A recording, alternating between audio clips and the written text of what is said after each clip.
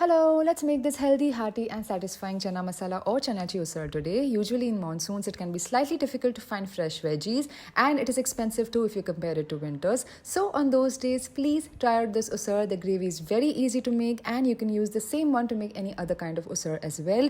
As mentioned, it is tiffin box friendly, and it is delicious. You can enjoy it with some pori, bhakri, bread, or just some rice and pickle, and it is just the best. Please try it out and let me know if you like it.